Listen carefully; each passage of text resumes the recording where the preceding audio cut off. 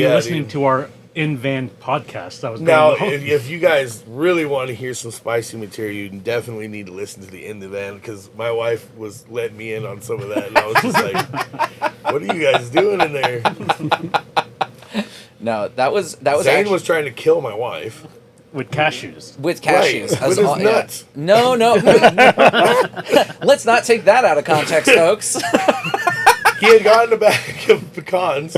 My wife is deathly allergic.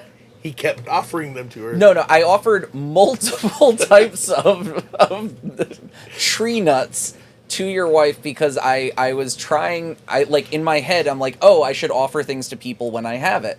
And I kept forgetting she has an allergy to these things and should not be near them. And so, yeah.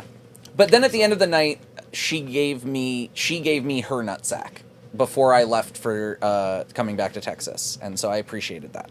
Right on. Yeah. First time hearing about it.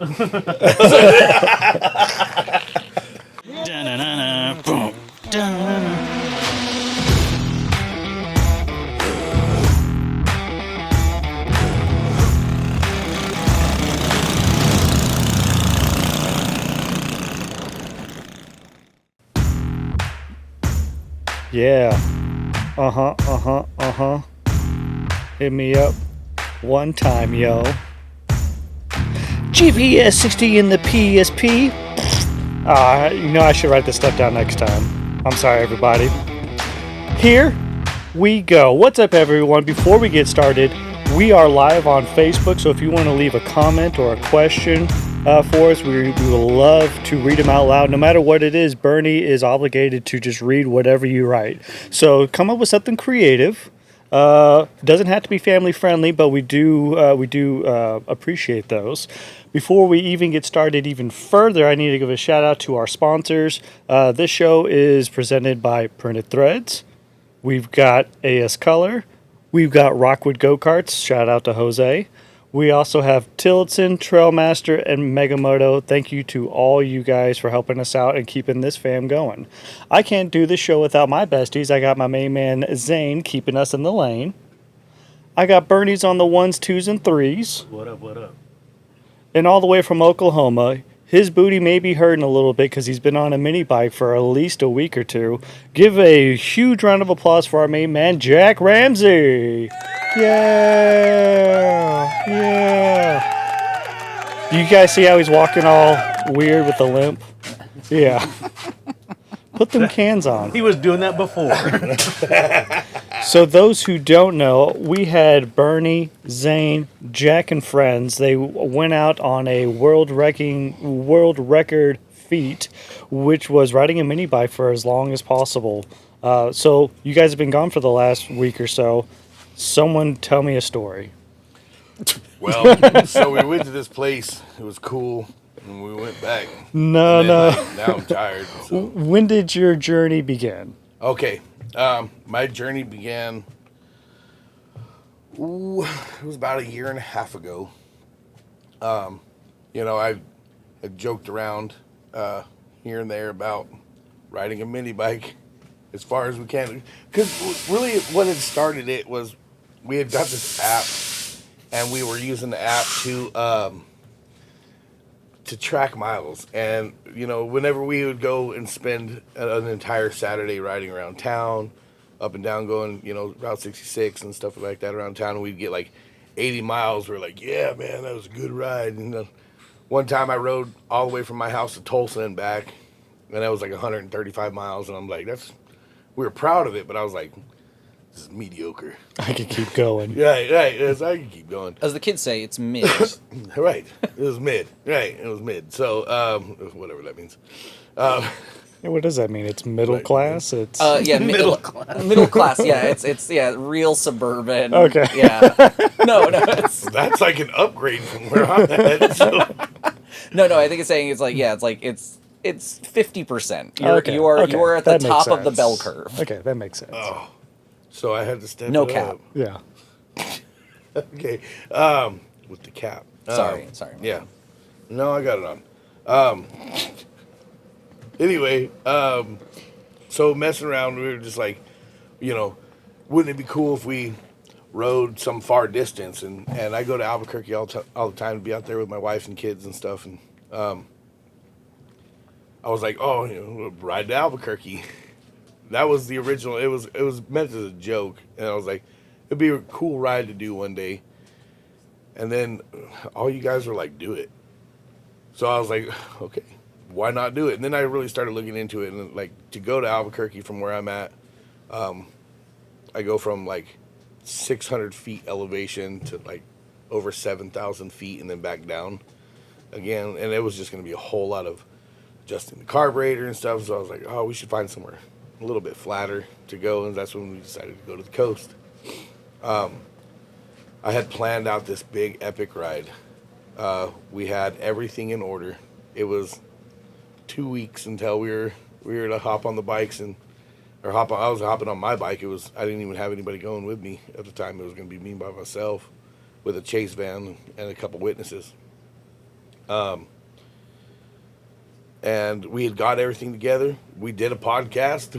I was about to get it, and I got into a terrible accident. I had a guy run me off the road, smashed me between his truck and an SUV. See, like, that's not see, when you say you got into an accident, that implies that there was, like, chance involved, and it seems like there was some malicious intent on the part of this driver.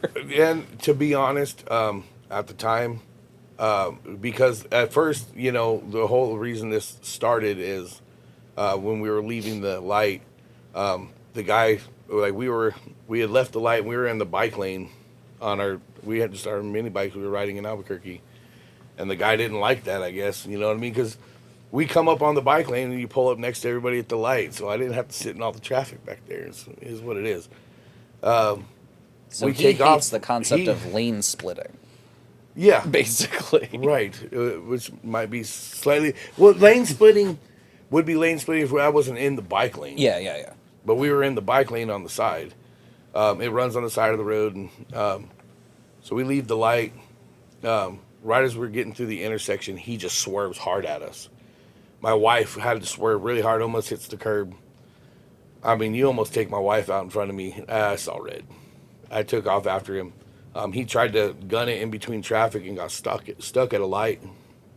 And so I came up beside him at the light right as it went green, and he just swerved into me and smashed me between him and a SUV. And then left, and then ended up coming back because somebody had followed him.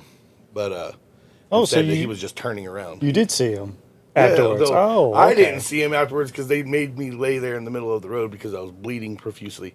Oh my goodness! I was like, "Can we get my bike out of the road?" And they're like, "Just lay there." I'm like, "At least turn the motor off. I don't want it to blow. I can fix it later." Think of the bike.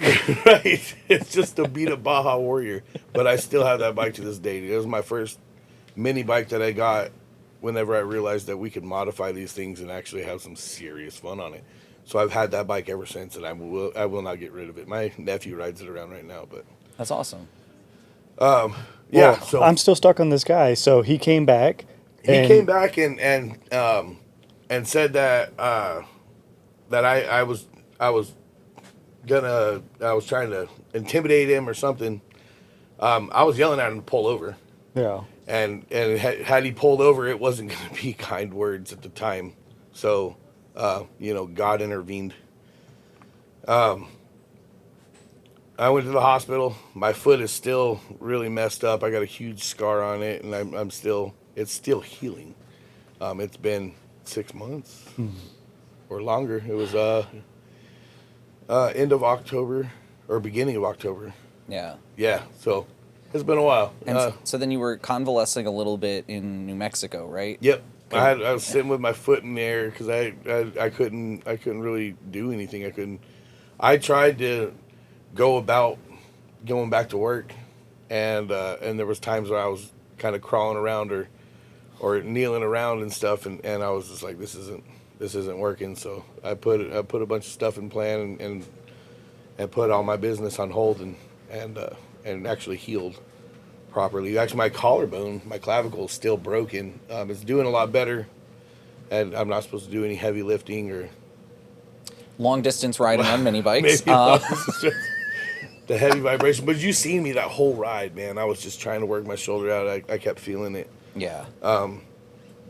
but yeah, it messed me up pretty bad. It humbled me in ways that I didn't really realize that I needed.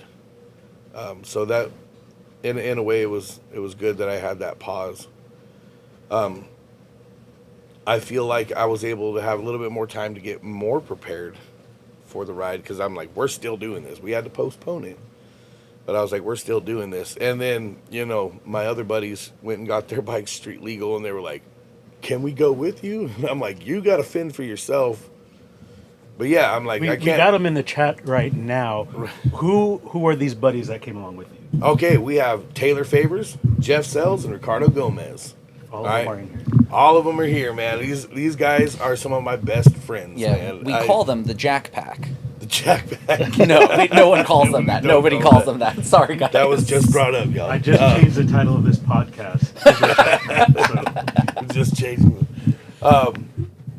So first it started with Taylor Favors, man. He was just like, I'm going to I'm gonna get my bike street legal, and he goes and gets this Coleman with an MSO and gets the bells and whistles. We go see my buddy Mike Cordell, get the lights put on, and he gets it registered and insured. And I'm like, all right, Taylor, me and you, buddy, we're doing this. And I gave him a big old list of my parts, and then Jeff was supposed to follow us as a witness.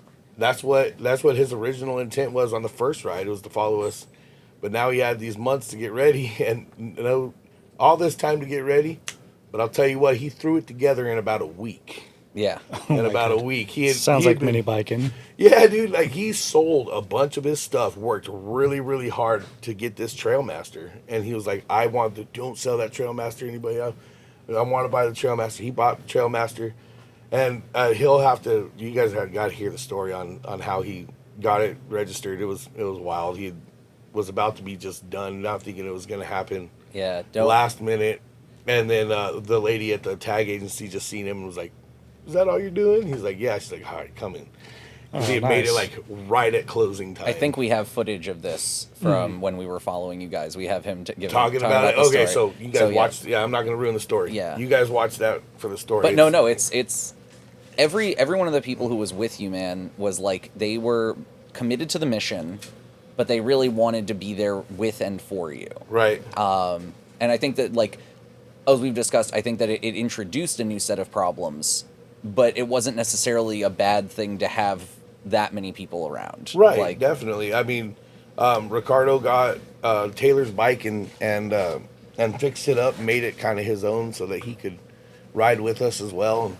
And yeah, it produced more problems because, as much as everybody wanted to and think that they were ready, like, we just didn't realize the magnitude of it. There may have been a factor when we first started going down the first directions that I had put in were down some roads that I had never been down. Yeah. And they were terrible. They're pretty gnarly. Potholes, dirt roads, it was gnarly, and nobody liked them. One of my tires actually started to balloon out that we noticed after we had got done with that, which was wild. That whole part of the trip was pretty crazy because it was like 6 things going on at once. We had to pull the truck out of the mud. Somebody's belt was it was. We pulled over because someone, was it, I think Taylor's bike or Taylor had blown he had a ghost motor. Yeah. And it had, those ghost motors, the heads on them are garbage. And my tachometer wasn't hooked up right, so I thought I was riding at a slower speed than I really was. I thought everybody was just being really slow, and they were like, we're supposed to be doing 50 miles an hour, dude. What are you doing? Yeah. I'm like, my thing says I'm doing 51. And they're like, no. Like, you were doing way more than that. Yeah, you were doing 60 the whole time. I don't know, man. Look, I built that bike to go long distance. Yeah. So, I mean, I was prepared. I was just like, just hammer down and then let off a little and cruise. Yeah. And then I turn around and everybody's a quarter mile behind me. And I'm like, oh, what are you guys doing? But it was good that we pulled over there and ended up having, like, 3 things in a row happen. Because, like you were saying, I think it was Ricardo had went down for his carburetor. Oh, he was just leaking fuel. Yeah, his was just dumping fuel. So he had trailered his bike.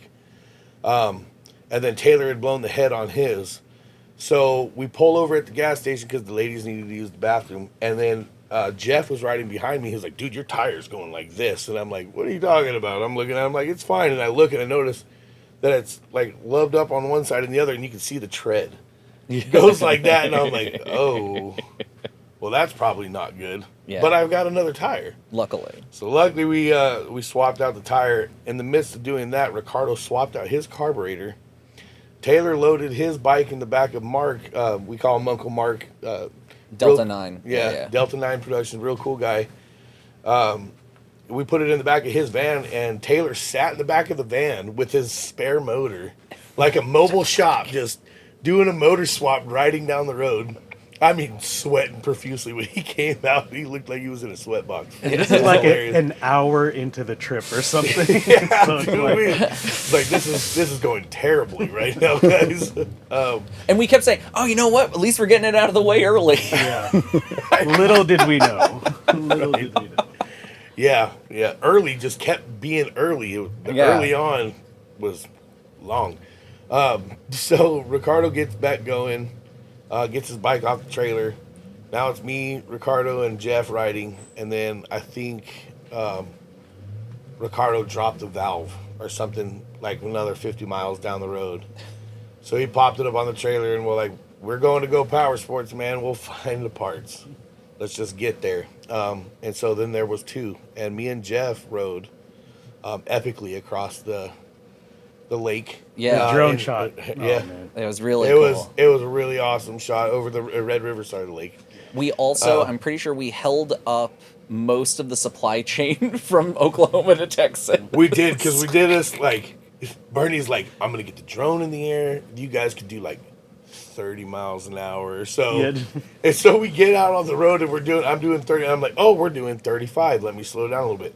Now my speedometer's off, so I think we were doing more than that now still, because stupid GPS speedometers. But as we got across the line and pulled over at the Welcome to Texas sign so that we could take pictures there, like this line of traffic behind us, and I was just like, oh man. Yeah. Those people, 65 mile an hour speed limit, and they're like, what are you guys doing? Yeah. We got a drone off to the side of us. We got people on mini bikes. Yeah. Yeah. And it was only until before we got to Waco before we decided that we were like, we should ride on the van. We should probably put something on the van about something this. saying that this is a chase van. So Yeah, that was so that was after we had already gotten here to Keller to the Go Powersports headquarters. Yep, we got here, got Taylor and Ricardo squared away, got them fixed up so that they were ready to ride. Jeff was on the Trailmaster Pro with an electric start Tilliston 212. We took the governor out of it. We put a VM22 carburetor and a header, and that is it. And that motor it's still going. Yeah. Like, it's still going strong, man. That thing is the motor that could. I'm a firm believer in them now. So you're going to see electric Tillies on. Shout out to the Tillotson people. Right, those guys. Yeah, sponsored. Right. Sponsored content. Yeah. Sponsored content. So speaking of sponsors, Dr. Pepper, where are you at?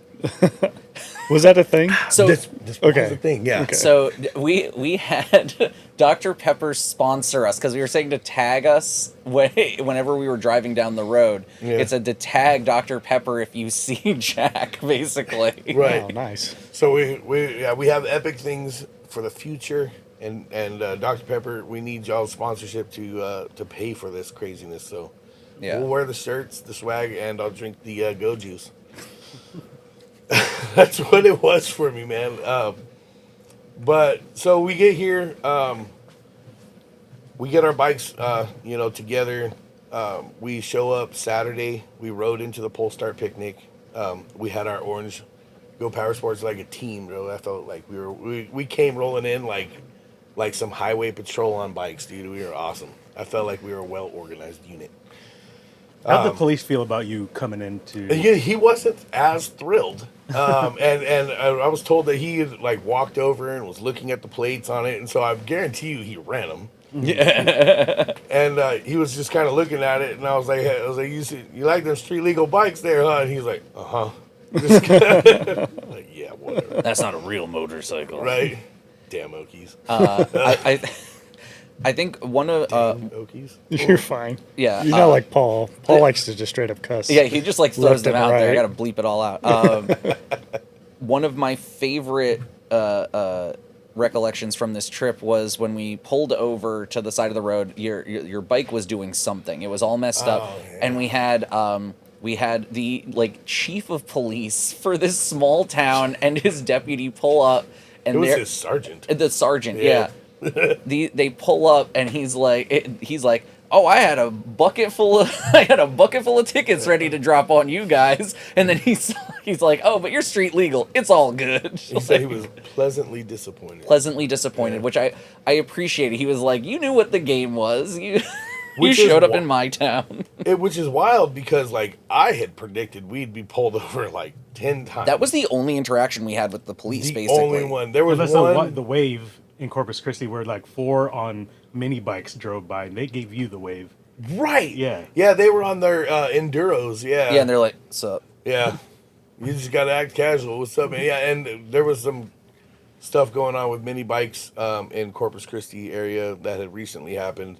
So I was actually a little bit more concerned about getting into Corpus Christi because of some things that had been stirred up with somebody that had run from the police. And then there was another guy, a friend of ours, who actually came to see us, my buddy Corey. Corey, but we call him Core. You guys know him as Core. He got hemmed up in a situation that had nothing to do with him, and they were able to prove that and get him cleared, or working on getting him cleared. But the guys in Corpus Christi were really cool. We were down there and we were going through parts a little bit more than we had anticipated, and Ricardo was having a little bit of an issue with one of his motors. And Taylor's his side cover had cracked. His side cover. That was after Corpus. That was after. Yeah. That was after Corpus Christi. That was after Corpus. Okay, yeah. We ended up getting a hold of Robert. This guy Robert, real cool guy. He's Most hated. Most Hated Minibikes. Yes, sir. Which I don't know why he's the super Right, I don't know nice how dude. he's most hated because that guy was super cool. He came, just like unloaded parts, then went home, came back and brought some more stuff with us, and then realized that he needed some stuff at home. So he took Taylor and Ricardo over to his place, and they worked on bikes. And I think those guys got like 45 Until minutes worth. 4. They got back at 4 a.m. and then they slept for 45 minutes. And then like we're like, okay, guys, time to go. Let's rock, baby. Yeah. Oh no. Yeah. But it was super cool. He did help us out a lot, brought us a bunch of parts. And Robert, if you're watching, we are sending those parts out to you, buddy. Don't you worry. I know you weren't worried anyway. But thank you so much for your help. And for those of you guys who don't know, you got to check out my boy Robert with Most Hated Minibikes. Really cool guy. Check out Core 2 with South Texas Minibikes. Yeah. Some of Those you may guys. know him as the Cybertruck guy at the 660. Yeah. Yes. Yeah, that's right. He didn't was bring a that. bike, but he came over and was handing people out cheeseburgers and waters and drinks. I think they came and brought us a Red Bull or something at one point. Nice. Oh, a bunch of yeah. Yeah. Like, Let's get leave that jacked up story on out. us. We're gonna leave. Yeah, we don't have to. The great Red Bull caper of 2025. Oh wait, do I know the story? You Yeah, talking no, about yeah. the kid selling free Red The Bull. street urchins, I guess. Like, I'm not besmirching these kids, but they were stealing to resell. Whose kids were these? Wait, what? Nope. We're going to have to circle back to that. Yeah. Oh, that's right. So we talked about this a lot because we were in the follow van and we have cameras pointed Right. on you. So we're talking about this a lot, and we were talking like Angel, myself, Bernie, and I guess Ricardo at a certain point, or whoever was in the car with us. We talked about it. But like you're on a bike the whole time, so the only time we really talk to you is when we're on breaks. So I was so lonely, yo. he's a Los Lonely Boy right Yeah, here. I was. I had the little the headphones and the microphone on my helmet, but you just can't hear it over that exhaust. It was like We got Robert in the chat. Yo, Robert. Yes, my dude. So let me recap in my head. So y'all left on a Thursday morning, like or 6 or 7 a.m. Mm-hmm. Y'all hit a bunch of first day breakdowns, but made it to Keller Yes, with sometime in like 6 p.m. or so. I think it so was like 6:30 when we got so like in. 12 hours later. Yep. Yep. How many miles is that? It was 301. 309, I think. 309. Well, yeah, 309 point something. 304.8 or something. I put it on the line. It was like 308 point something. A tiny bit over 300. Y'all hung out Pullstar Picnic. Y'all hung out GPS 660. Correct. Then Monday morning, y'all get up at the butt crack of dawn, 7 a.m., 10 or 8 or whatever. Head out. How far did you guys make it? I guess that second day. That second day, I forget the name of the town. It was right before Dairy Queen. Right before Dairy. Right before Dairy Queen. Zane had it for the first time. I got to try Dairy Queen for the first time, and To do your blizzard upside down.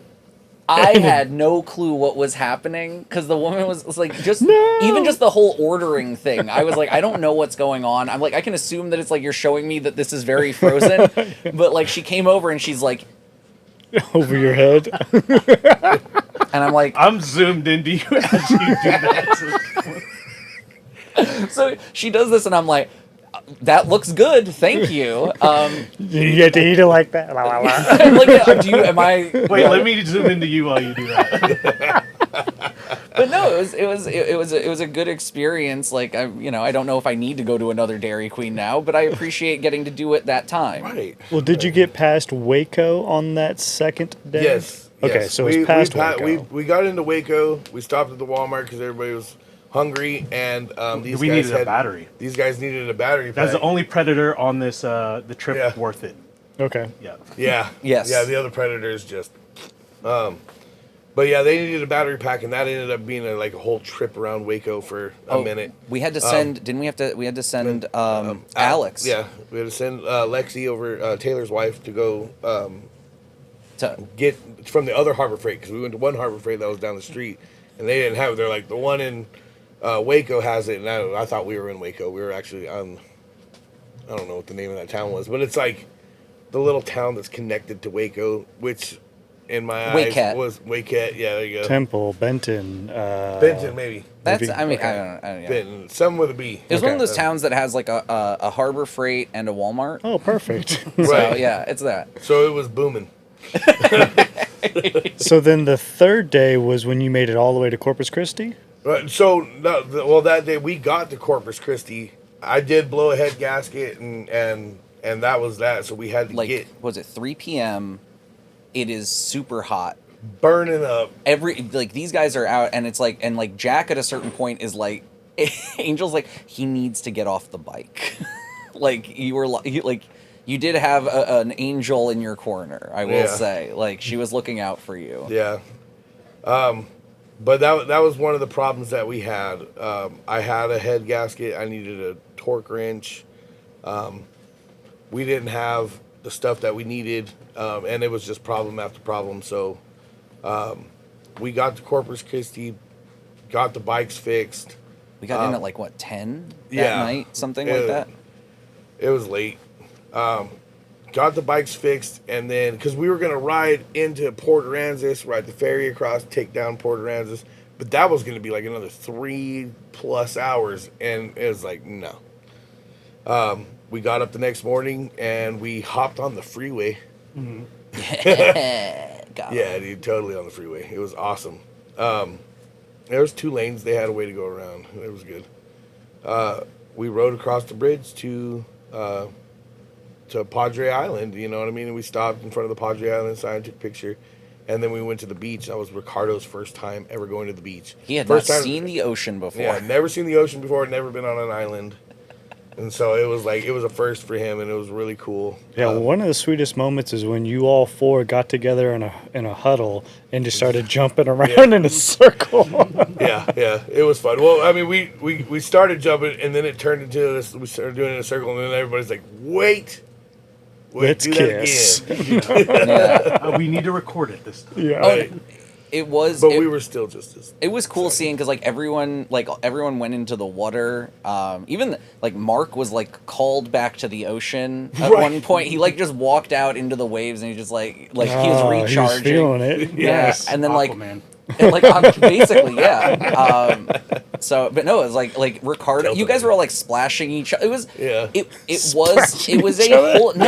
But the thing is, it was a wholesome. It was like a very wholesome, good expression of just like, man, we made it. We're doing this thing. Yeah. Like, I think it was a nice moment of levity in what was otherwise a pretty punishing ordeal. It was punishing, and so the guys were like, so we're gonna ride like way down the beach, right? And I was like, well, I figured we'd ride into Port Aransas and hit the ferry and stuff like that. I was like, we can still hit another segment of the beach, but there's a jetty that we had to go around, so we had to get onto the street and come back around to the jetty, and I was gonna shoot down to Port Aransas, and I felt my bike was lagging. I was giving it, but it wasn't giving me all the go. Well, y'all, the beach is unforgivable on bikes. Super when you get sand everywhere when you're on the beach, yeah, so does your bike. As we were going over the I was like, we need to go back to the house and figure out what's going on before I try to ride an hour into Port Aransas. Oh, you know what I mean? It's a long stretch of road, and a good thing that we did, because we pulled back we went back across the highway, and as we were going over that second bridge, especially when we hit the uphill part, my bike started to lag really hard, and I was like, the motor sounds like she's got it, but I was like, there's something else going on. I felt some vibration, and I was like, well, we're just going to keep going as far as we can. We rode Ocean Drive in Corpus Christi all the way to the Selena Memorial, because I wanted to take Ricardo to check it out. I had told him about how Selena had died there. So we went to check out the memorial, and then we turned around and came back down Ocean Drive to the Verbo, and like literally as I pulled my bike up onto the curb, the bearings just grenaded on my jack shaft and just fell apart, and I was like, well, there went that. So I ended up getting the bike fixed and getting everything together. Robert came over. We worked on we started working on the bikes. I got my stuff together and running good, but Ricardo and them were having some more issues, and so that's when they went out to his place and hung out with him for a little while, for a long while. We got up the next morning and left. We got to Rick's, what time was it? It was like 3? Yeah, something like that. Around 3 or so. I was the last bike standing again. There were some other issues. I forget, Ricardo's Juggernaut blew up on him. Taylor was riding. I was actually live. If you guys are watching, Taylor's side cover came loose while I was live. So he's just living his best life, swerving around, having a good time, and there's smoke just billowing out of his bike. Oh, no. And I'm live. I'm like, oh, crap. So I hammered down, pulled it, so I'm like, shut it down. He's like, huh? Okay. just breakdancing out here. Yeah, he was living his best life that whole ride, man. He was just enjoying the ride, and that's one thing I love about him. He's always going to be. He just hopped in the chat as well. Yeah. What's up, Taylor? That's my boy right there, dude. He's cool as heck, dude. And he wanted to get hard into the mini bikes, and he did. He dove head first. Yeah. No. Into the deep end, man. Give me 1 sec. So let me in my head. Y'all woke up Corpus Christi. All 4 of y'all are on bikes when you're headed back up. All 4 of us are on bikes. Going back up, and then the other 3 stopped before Rick's College Station. Jeff had problems with his Juggernaut. We had got some that were some used ones from Robert, and the spider gear broke on his. Or I think it was overheating. It was probably getting close to breaking, but so his Juggernaut stuck open, and it wouldn't go back in, and it was just like I said, it was overheating. And at this point, we had already, after Corpus is when we decided to use a pace vehicle, right? Yes. Oh yeah, the pace vehicle. We put a pace vehicle in front of us because I kept going faster than everybody, and everybody was trying to gun their motors to keep up with me, and that's where they were having catastrophic failures. Who's in the pace vehicle? First, Lexi was our pace vehicle, but Lexi, she would go between 50 and 55, and we were trying to tell her to keep it to 50. But she was more mobile to go and run and grab something or do something for us. Yeah. Versus, one of Jeff's truck with the trailer, or the van. So she broke off from that and went to the back, and Mark turned into our pace vehicle. Which was perfect because he was a witness anyway. Right. And if something happened, you know what I mean, we had the van right there. We could put somebody's bike in. Yeah. See, Ricardo's Juggernaut blew up on him, and he was down. Taylor's side cover went, and Jeff's Juggernaut was seizing on him. Jeff had some stuff he had to deal with, and ended up having to leave. But we still had enough witnesses, which was fine. And we got to Rick Watson's, and we worked on bikes. I was pretty wore out. I remember walking out to their gazebo, and I just sat there for a minute just to kind of relax and get some fresh air. And I passed out for like 45 minutes. It was a beautiful thing. Yeah. But I got up and I went to change the oil on my bike, and I noticed, like, right as I was sitting there, because I'm laid down on the shop floor because I don't want to, like, bend over or lean down, so I just lay on the shop floor, getting the oil out of it, and I noticed it on my motor plate, there's a crack, and I'm like, well, dang it. And then just in the blurred vision behind mine is this welder, and I'm like, oh, perfect. So I got that fixed, and I was actually able to get myself some rest that night. Rick helped Ricardo and Taylor get their bikes back going again. Did some welding. Shouts out to Rick. Yeah. Shout out to Rick Watson, man. Actually, to both the Watsons, they Yes. were incredibly accommodating hosts, and I really appreciate them opening their house and, like, letting us hang out with They them. did. Yeah, to have like 10 adults just come over and Like- completely take over your house. Yeah. You want to play mini bikes? Play with me. And it's exactly what we did, but it was a real honor to be invited over to their house and see Rick Watson's shop and see their beautiful home. Oh, and see the museum. The museum was phenomenal. Mark actually got to put his air mattress in there, and he was just like, I was in mini bike heaven all night. He's like, I slept good, but I just wake up and look like, oh, yeah. Yeah. Oh, yeah. You know? All my favorite people are mini bikes, so he gets to wake up and, like, look. It's like, oh, good. So, yeah, we got to hang out with Rick, and that was real cool. We got up the next day. We left College Station. With just 3 of y'all now. Now there's just 3 of us. Okay. Sitting here trying to think back. I wish I had my log. I could tell you. No, because when everybody went down. Yeah, because I think the first thing we did was we stopped off to refuel before Yeah. we took off from College Station. And we found a taco truck over. Because I also had to hop off this trip Oh, yeah, that's Yeah, so yeah, When did you Bernie had leave? departed. After right after Rick. So Okay. like they drove me an hour and a half up. My wife came down an hour and a half down, and we had to meet because the next day was my birthday, and she had all this planned. Shouts out to Kyra. Yeah, and happy birthday, Bernie. Yep. So Bernie Yes. just turned 52? 63. 63. It's that Asian skin that makes him look young. Yeah, he told us on the trip, he's like, I just started a skin regimen, and I was I like, need to wait, slow this just now? He is retroactively getting younger. Okay, so after College Station, you leave. Jeff's gone. Yeah. It's just you 3, I'm but you like, guys we're still doing going this strong. for Bernie on his birthday.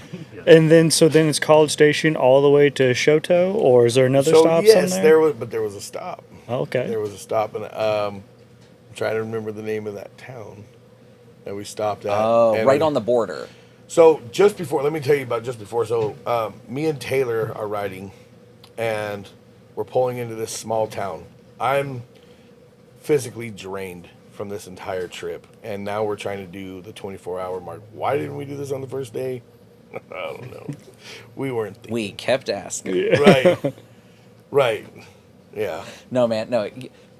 It was it was, I don't know, it wasn't, there was some things I could have planned better, but it's okay. We did it. It's all a learning experience, man. We're riding into a small town, and I was feeling drowsy. We needed to get off the bikes for a little while, but I had this goal in mind. Like, we needed to get there as fast Angel as said possible. right before Paris. Right before Paris. Yeah. Okay. So right before Paris, Texas, we're pulling into this town, and I shut down for a minute. So as some of y'all know, I have a cruise control on my bike. It helps on a long distance ride. You can let your wrist rest for a little bit, you know what I mean? I had it set at, 35, 45 miles an hour as we're rolling into town, pacing everybody.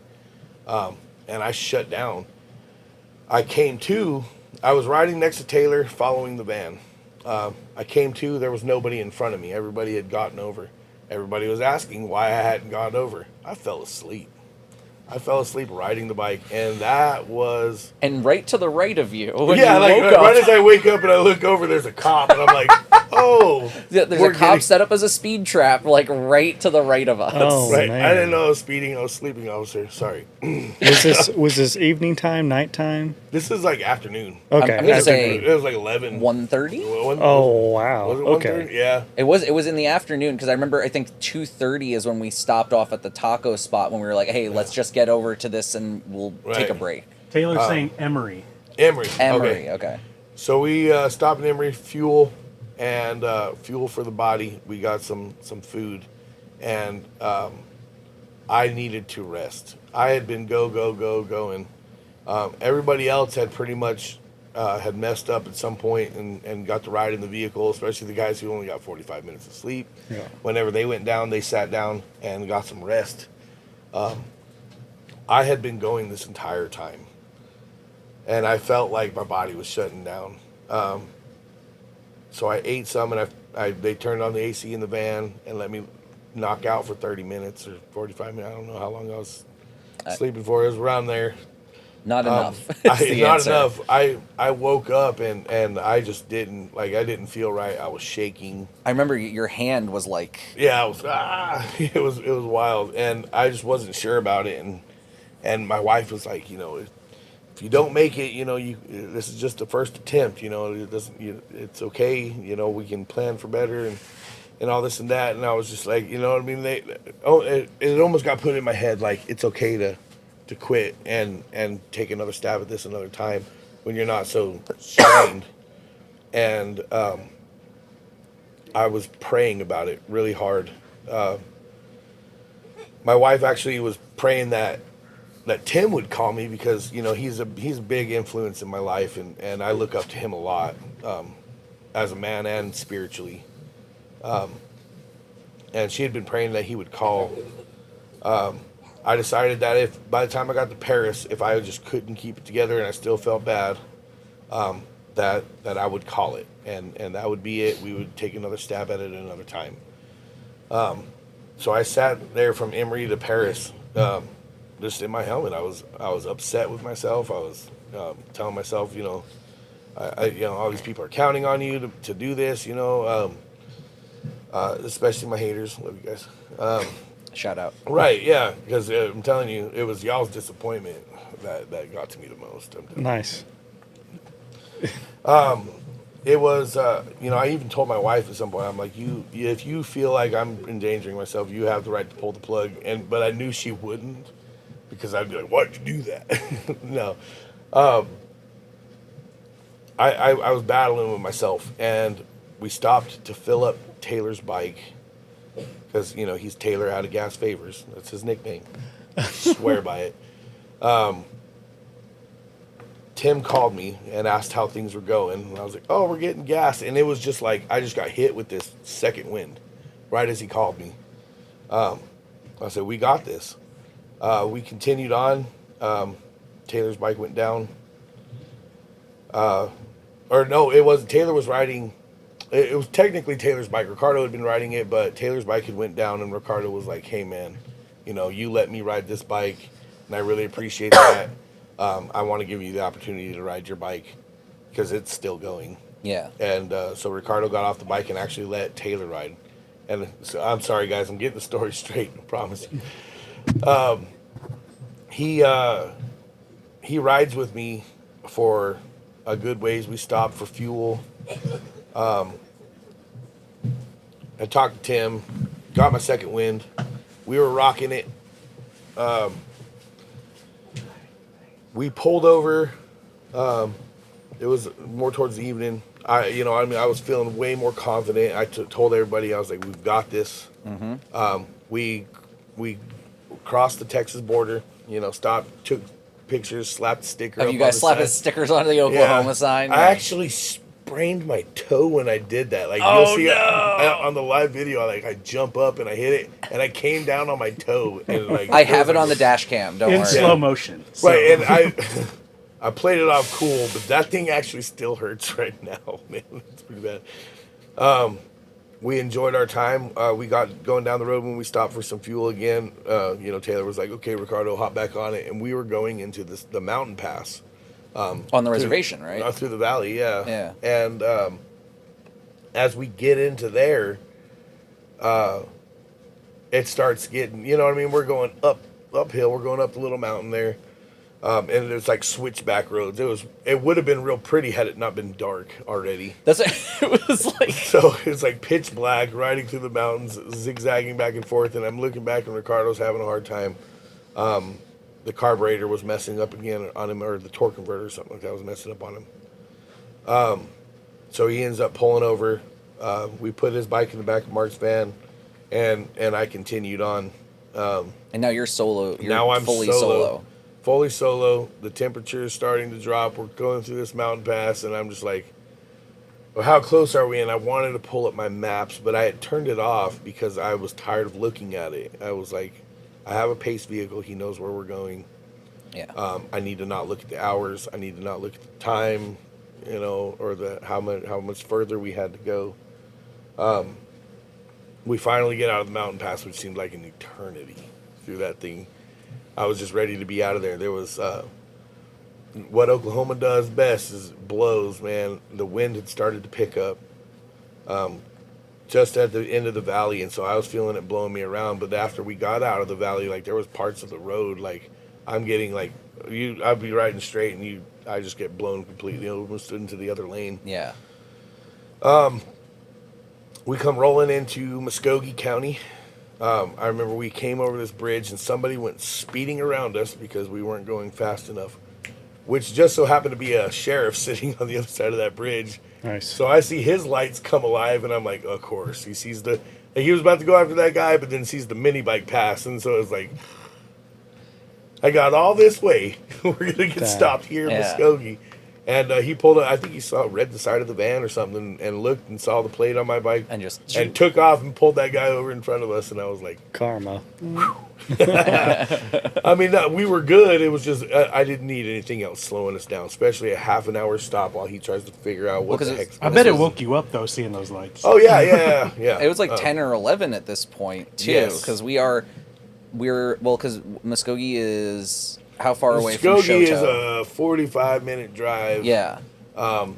At speed or maybe greater. Yeah. I think it's like, but so it's still, you know, like a 50-minute drive. So close and yet so far. But we're on the edge of Muskogee County. We hadn't even gone through Muskogee yet. So we still had to ride through the fine town of Muskogee, Oklahoma. Yeah. Passing by Taylor's home. We passed by Taylor's home. Yeah, he get to watch his home pass by and not get to go because he was already down. He's like, I could just go to sleep right now. It's like, no, you're part of this. Like, nope, you're a witness, buddy. You're going. We get through Muskogee. We stop at a gas station. I top off my fuel again. I went to check my jack shaft, and I actually put my washers on backwards. I was tired, y'all. So my belt was misaligned that whole way. But my bike did fine, because you know what? That's what I do. Even with the misaligned pulley. We finally get into Shoto. I'm so stoked. We pull up to the house.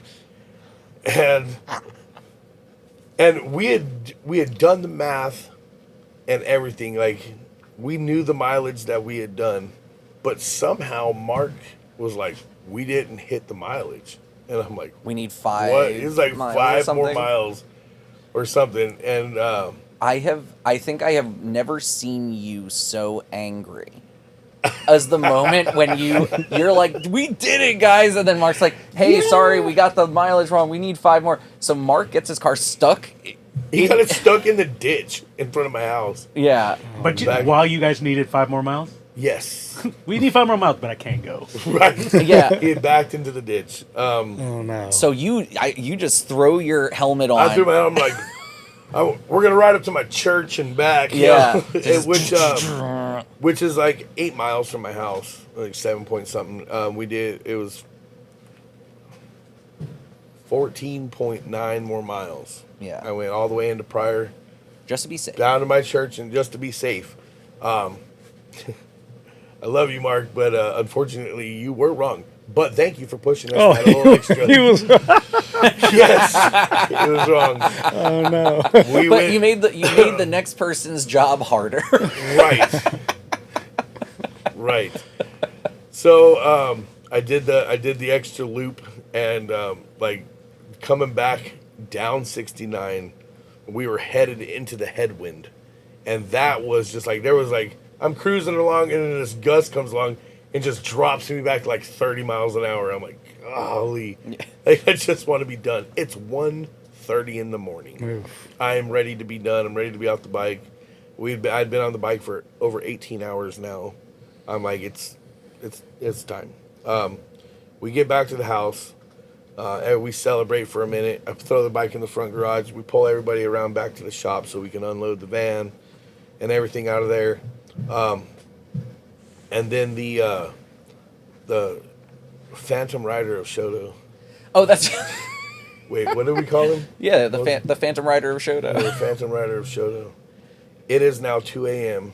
We're unloading the bikes and all the equipment, and there's somebody in my neighborhood. And I mean, not just riding. He was ripping. Yeah. He was ripping. I mean, full throttle sins. Down Like down I the was like straightaway. I thought it was someone from the coalition or something who had like come out to greet you coming back. No, just doing a circuit Just around doing your neighborhood. a circuit around the neighborhood. Really? And I mean, full throttle sins, dude. I mean, you just hear him gunning. On a mini bike? I don't know if it was a mini bike or if it was a dirt bike. But like no, we saw them going around. I mean, it was a small profile. Mm-hmm. It was not a large bike. We don't know who. I still don't know who it was. Like I've asked some of the riders in my neighborhood, and they're like, "I'm like, who's up at 2 o'clock in the morning? And how were you able to turn my neighborhood into your own midnight circuit?" You and know the police not Missy show up? LA? Like it is a small town, very small town. In the neighborhood I live in, they're like super strict. So I'm like, Yeah. did we find something new? Small town, however, very big chair. There's one very big chair in yes. that town. Yes, the Amish. Do you know a cheese house. Missy Lee? Missy Lee? Yeah, that's my sister. She said that's when we pulled in from New Mexico. So cool to be there when y'all arrived. Yeah, so which was really cool. Yeah, my sisters had hopped in the vehicle and drove in from Albuquerque. They were coming in for Easter, and they showed up like 15 minutes after we got there, which is super awesome to be able to celebrate it with my family there, you know. Even though I was wore out and didn't want to really talk to anybody, I just wanted to unload and go to sleep. I'm like, cool, Zane, peace, I'm out. Like, I'm done, y'all. Then they rolled in like at 2 a.m.? Yeah. Oh, nice. Yeah, so my sister worked all day and then got off work and then drove Okay, sweet. down, which was awesome. And It was cool getting to see the little reunion of all of you guys in the garage. Like, Yeah. yeah. yeah. So, Yeah, I love my family, man. They're very good people. Very supportive. So we had done it. We beat the 24-hour mark. We weren't sure on the mileage, but we knew that we had done it, and I was like, we will calculate tomorrow. When we were supposed to calculate that night, Zane's like, look at that data, and then just let me know. And then I pulled the data up, and it does it every minute. It tells you the time, latitude, longitude, and how fast you were going. And I was like, oh, Lord. I'm not looking at this right now. this is for the morning. Right, yeah. Future Jack can deal with this. And it wasn't Future Jack. I had to put my wife on it. It was my future wife. Future wife as in... No, I know what you mean. Yeah. That's how you get in trouble. Yeah, right. Clarify that. I love you, baby. Me and you for life. I promise. We ended up adding up the mileage. We did 480.9 miles. Dang, way higher than we were Way expecting. higher. So when we actually got there, we were correct. And then you were at 471 or something. We were at it was 6. It was 14.9. We were at. Whatever. Don't worry. Right, we're not doing math. Math wasn't my strong subject. We're just gonna keep. Yeah, it people can watch the video that is forthcoming Bust and out they a can find out. calculator. Yes, you'll really want to see the details and really experience it. You need to watch the video that's going to be coming out. It's epic. Everything that happened. There was ups, downs. There was arguments. There was heat. You have man versus man versus elements, man versus machine. We have all of the major antagonistic relationships that you look for in literature or cinema. Except for machine versus machine, but there is a part 2 coming. Where we are going to... Yeah, there's man versus self, there's man versus God. Yeah, right. yeah. I actually got a Tesla robot to ride with me. Nice. Okay, yeah. So the 24-hour set, what was supposed to be the mileage marker for the whole week or whatever the other world record was? So the other world record was longest distance in 24 hours, or in overall. Overall shortest time. Yeah. So 14 days, 1,556 miles was the record. We did 1,300. It was like 1,300 miles. But less than 14 days. But less than 14 days. We did 1,300 miles in technically 4 days. Dude. 4 days of riding. Does that not get you another? I don't know, and we're going to talk to the World Record Academy about that. Guinness, I don't know. They're real picky about how they do their stuff. Just this 24-hour Guinness World Record, the submissions of all this paperwork that I got to send out, and I have to make sure all these ducks are in a row. I have a huge checklist of everything I have to go through and make sure that they can pinpoint and verify. They can verify it. I have more than the necessary 2 witnesses. Cameras on all the time. Cameras were rolling the entire time. We had dad cam the whole time, y'all. I mean, there's times, there's probably parts in the video where you're going to see like my eyes watering up. Like you'll see anger, you'll see frustration, you'll see disappointment. The full gamut of human emotion. They'll be listening to our in-van podcast. That was now, if you guys really want to hear some spicy material, you definitely need to listen to the in the van, because my wife was letting me in on some of that, and I was just like, "What are you guys doing in there?" No, that was Zane was trying to kill my wife with cashews. With cashews, right, with his nuts. Yeah. No. Let's not take that out of context, folks. He had gotten a bag of pecans. My wife was deathly allergic. He kept offering them to her. No, I offered multiple types of tree nuts to your wife because I was trying. In my head, I'm like, oh, I should offer things to people when I have it. And I kept forgetting she has an allergy to these things and should not be near them. And so, yeah. But then at the end of the night, she gave me her nutsack before I left for coming back to Texas. And so I appreciated that. Right on. Yeah. First time hearing about it. So how long do you think it'll take for Guinness to put a stamp on it saying, yes, you got this, no, you don't? Well, if they move anything like their response system, 12 weeks. Okay. I'm hoping it's going to be a lot less than that. There is somebody that I'll be talking to, or that I messaged, and I have to submit back to them as well. But when I talked to the World Record Academy, I had actually filled out one of the wrong forms, and they were like, "Oh, you need to do the one where you submit all this stuff. We're excited to hear about it." And they responded within a day. So we'll probably be on the World Record Academy first, and then Guinness afterwards. Let's have everybody tag Dr. Pepper, Guinness, and World Record Academy in the comments. Yeah. Dr. Pepper, please. So is there another attempt in your future? Yes, there is. 100% another attempt.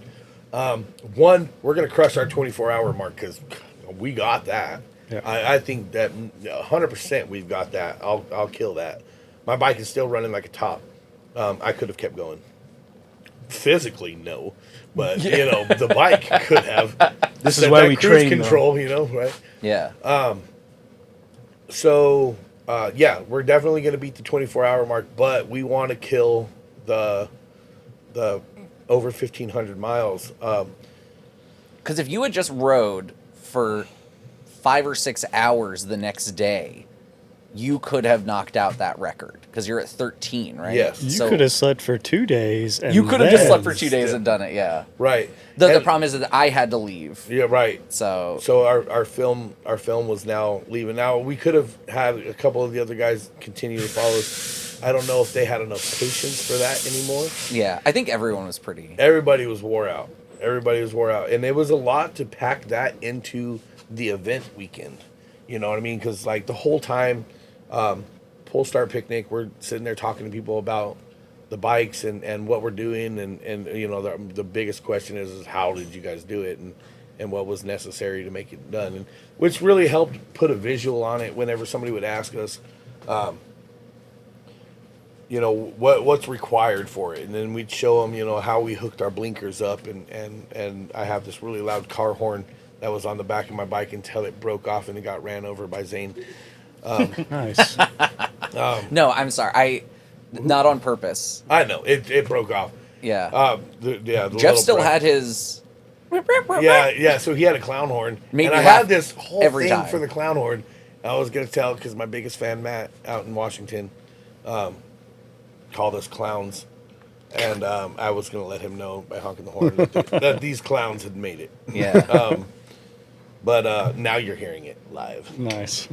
So Matt, big ups to you, man. I hope everything's okay at the shelter. Moving right along, we are Great. I like you're just like, hey, I'm gonna start or revitalize a beef in the waning minutes of this podcast. Well, let's talk about that for a second because Matt, you fueled me, and thank you for that. Because But if it wasn't for people, comment here says Dr. Pepper is what really fueled his ride. That actually is, yes. So yeah, there's jokes about a Dr. Pepper counter going on the video, Yeah. and I'm almost terrified to see that. Yeah.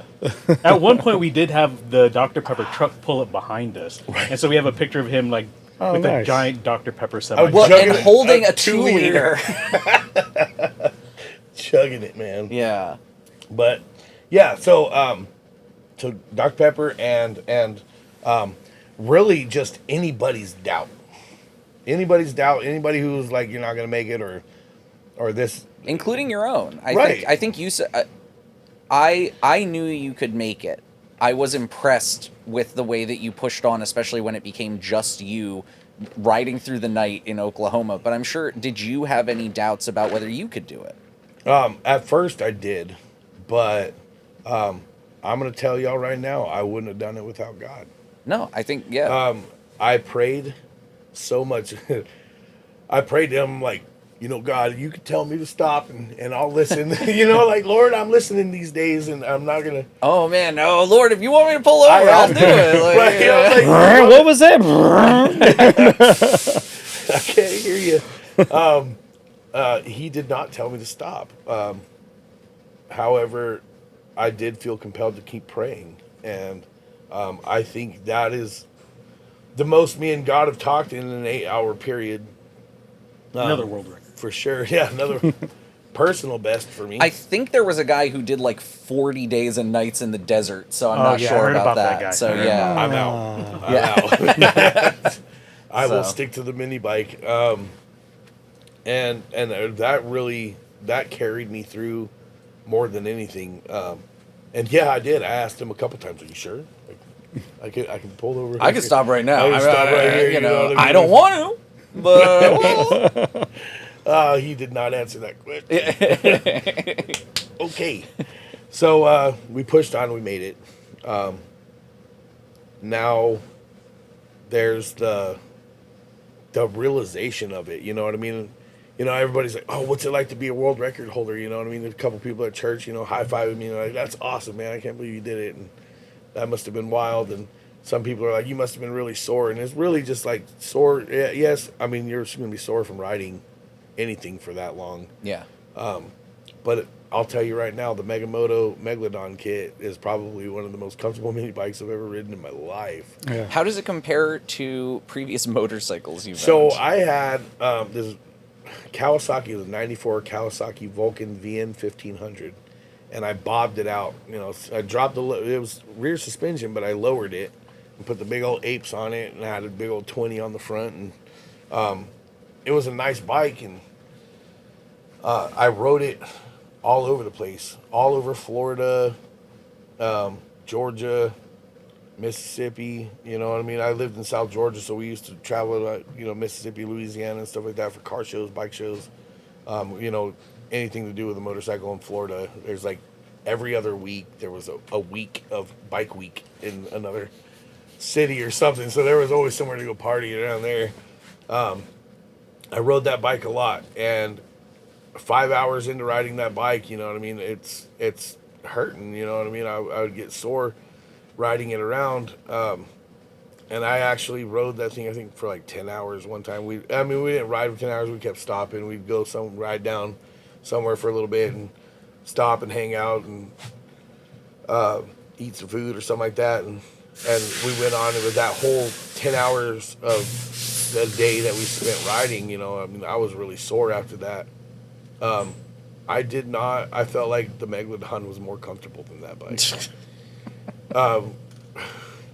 Which could say that my Vulcan was a piece of crap, or with blowed out suspension, or the Megalodon, it fits me good for the size of the, it's a mini bike. So, I mean, regardless, I'm going to be huge on it, but it was really comfortable. Like, I had put the sissy bar on there, and I was able to kick back. The only thing that I wish I had was like some highway pegs that I could have thrown my legs up on. You know, there's a video where you see me and I kick my feet out and I'm just riding with my feet out for a minute. Yeah. And it wasn't look goofy. It was to make sure that there was blood flowing. Yeah. The vibration on the foot after the accident was, it would get tough at times. I could feel it, like it would go numb, and then you get that numb, stinging feeling. Yeah. Like pins and needles. Pins and needles. Oh, yeah, that sucked. What if we put like bicycle pedals on it so you could just kind of keep your feet moving? It would be convenient to put the bicycle pedals there, because whenever people are looking at me all crazy and I'm just doing the bicycle pedal motion, like make a little more sense. I did to that them. every time we'd ride through a small town. It cracked me up every time you were doing that. I talked about it on the last podcast we did. I was like, Jack doing this thing while he's taking off made me laugh every time. Well, because somebody would be looking at you like, what is that? And I'm like, it identifies as a bicycle. It's okay. So other than highway pegs, what other changes would you do to your bike? Let's start what would you do to your bike differently? So the bike differently, we're talking about doing a high quality jack shaft, something with a higher, better bearing setup, that would be more for the longevity of high speed. The mini bike is not meant to do 65 miles an hour for 350 miles. But we can. We made it happen. Yeah. Had I believe that those bearings, they had got dried out. The beach did even more so, because in its defense, it probably would have lasted a little bit longer. But when we were riding in the beach, like, the waves come up, and of course we were like, oh, let's splash into the ocean water. We need our Instagram post. Right. Yeah. No, I had to go for that, which I don't even have video of, I don't think. I got plenty for you. Right. Yeah. Right. Bernie's going to hook us up. That's one of the things that I did with, like, I was going to post a bunch of videos, but my camera would get full up, and I passed it out to Zane, and Zane was like, download everything, and I just deleted it off my camera. Yeah. So I got to... Remind me before you leave, we need to give you your footage. I would love that. That would be so awesome. Because I was like, man, I don't even have the video of us riding across the border. I was like, I just deleted it off there so I could put more on there. Really, what I should have done was got multiple cards, but I don't know. I didn't think. I was like, We got a camera crew following. You're not a professional. Even as a camera crew, we're always like, we need more cards. So yes, that's what we've been talking about this week. That's one thing I plan on getting is I'm gonna get like the terabyte, and then have a couple of like 512s on the side just ready. There you go, man. You know what I mean, in the holster. So the bike jack shafts, I was worried about the tire thing, but I think that was just one flawed tire that got beat up down a pothole riddled Amish road. And that's the same tire from all the testing and tuning. That's the other thing too. All the testing and tuning. Yeah, I did back and forth to Tulsa on that thing a few times, and then I ride to church every time. It's nice. Every rip to the taco truck. You know. So I do want to ask, like, did you notice any improvement in ride quality? Because we put the tire on backwards because it supposedly adds stability on rough terrain. Right. Did that help at all, or did you? It was 6-1. It was way better than the ballooning tire. Not a high bar, but right. But we met it. Right. I didn't have any other problems with it. When you reverse the tread on the tire, you can get a better grip when you're in different terrains and stuff. But we were on pavement, and I actually told myself I was going to switch it back around when we got here, and then I never did. And I still haven't. It's still going backwards. But you know what? It got me to church. There it is, yeah. Would you do anything different with an engine or with your engine? With my engine, I'd put the pace vehicle out front right away so I don't blow the head gasket out of it doing 67 miles an hour for however long I was going. I looked back and they were way back there. I was like, oh. You kept taking, like, you would take off, and it was like everyone else is just, like, hanging back. I'm like, okay. But, yeah. Oh, no, I looked back and they were leaned into it. They're trying. They were trying. And were you running? Was it a 225? I was running a 225, Tillerson 225. Okay. Built by PC Motorworks, Paul Crafton. I'm telling you, that guy does amazing stuff. Was it all stock 225 parts, or were there billet parts inside of it? There was a connecting rod, a flywheel. Obviously, you put the flywheel on for safety. Anytime you're cooking over 5,000 RPMs or more, really over 3,600 RPMs, you need to be having a different flywheel on. That's just for safety. But 265 cam connecting rod. Nothing special, just for reliability purposes, you know what I mean? Those stock internals will grenade. Yeah. And probably would have grenade. Now, I say that because I'm thinking to myself, I'm like, everything modified. For safety, you think those parts aren't really going to hold up and stuff. But this thing right here blew my mind. The Tillerson 212, he was holding 5,500 RPMs, 5,700 RPMs. Jeff, right? Yeah, riding 50 to 55 miles an hour with me. Like when we got our pace, and it was just me and him rolling into Texas, and from the Texas line all the way to get here, it was smooth sailing. Me and him were getting it. You guys going through Denton all the way to Keller, like, looked just smooth. It was. So. We were riding good and doing good, and those parts were holding up, and they're stock. And so, okay, good. I know that they will hold up, and most people would have been like, "Oh, that's gonna grenade." There were some people who were like taking bets as how far he would make it before his motor blew up. Still hasn't blown up, so get a hold of Jeff Sells and make sure you send him whatever you bet. You owe him because it's still going. Really, the biggest problem we had was the spider gears. Okay. So the Juggernaut can take a lot of abuse, but we're holding them wide open and then snapping it back, and then we hit some construction, so it was in and out, in and out, in and out. But we broke a couple spider gears along the way. Robert said 4. Well, from what he saw. Yeah, from what he saw, there was more. And more along, There was more, yeah. To Rick's house, and then to Shoto, there was more. Yep. So, I think we blew up 6 or 7 spider gears altogether.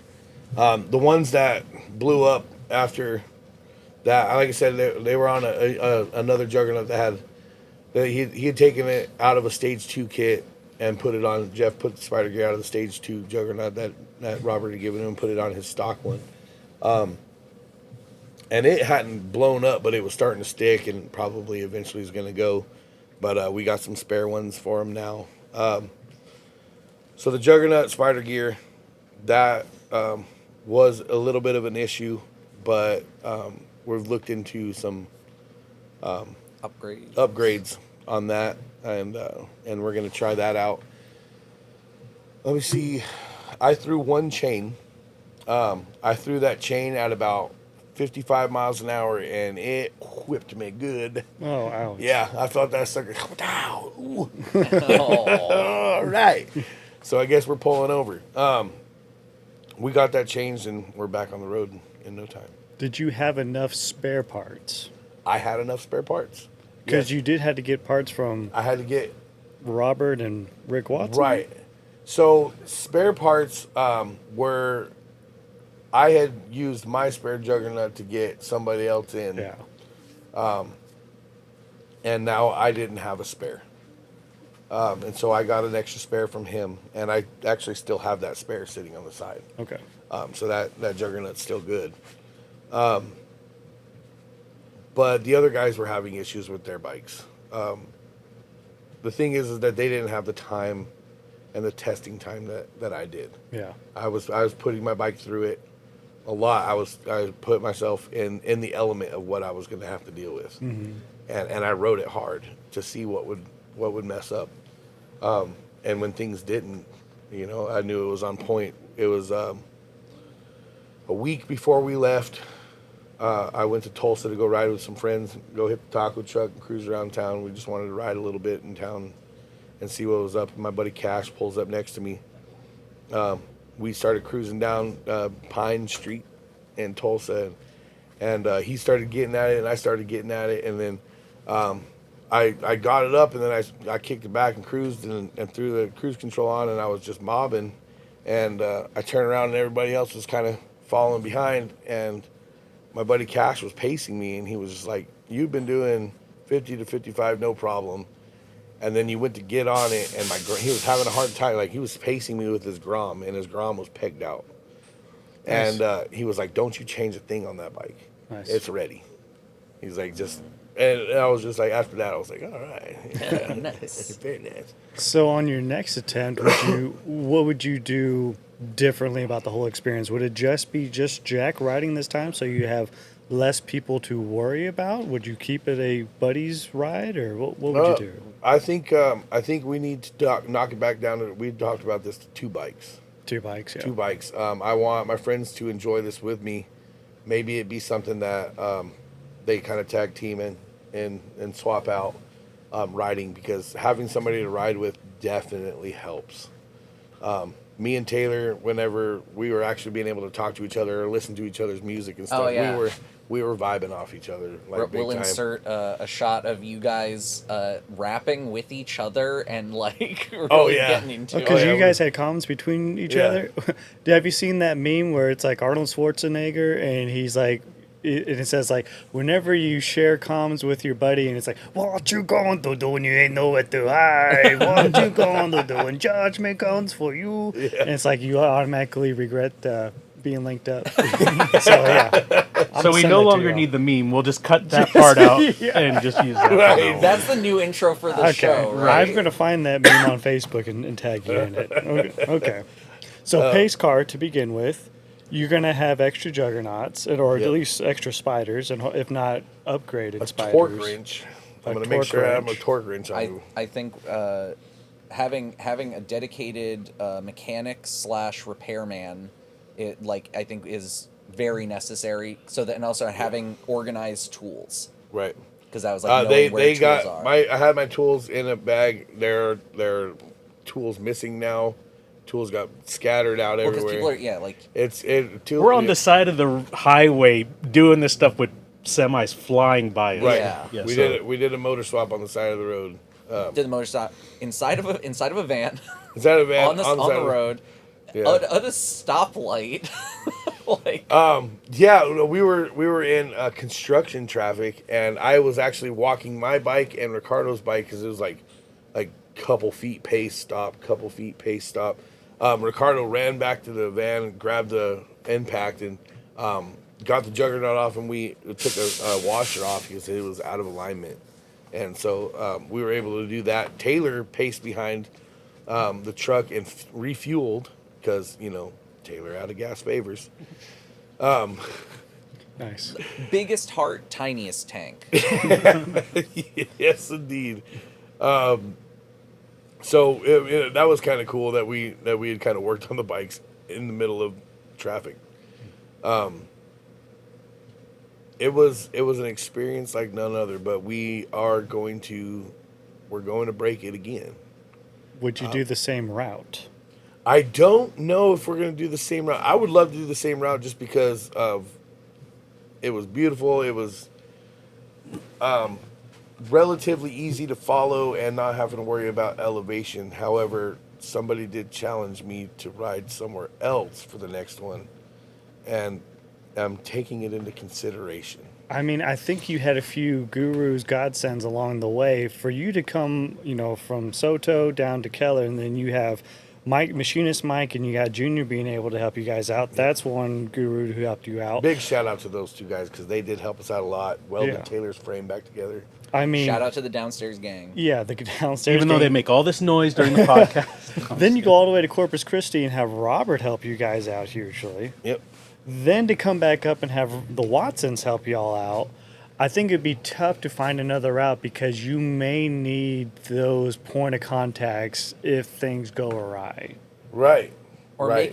making sure that you know where the stops are along the way, just like people you could go stop off. Because I was gonna say doing more Oklahoma stuff, especially because you guys have such a great community. Like you could ride through. You could do OKC and Tulsa, and you could just hit the perimeter of the state basically. So we got Tulsa to Guthrie. Guthrie's got Mike Cordell. Then you got OKC, and that's got a huge amount of guys down there. Is Ricardo out of OKC? OKC, yeah. So he lives in Norman.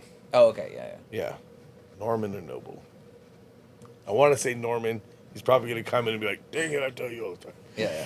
He does, but But you have his crew out there. Yeah, so they've gotten big out there in OKC, and then I've got people from Shawnee, Muskogee. Yeah, Holdenville, Muskogee, the Muskogee area. Broken Bow. You know what I mean? There's guys all over that would be more than willing to help and have a lot of knowledge, but definitely being able to go to Rick Watson's house.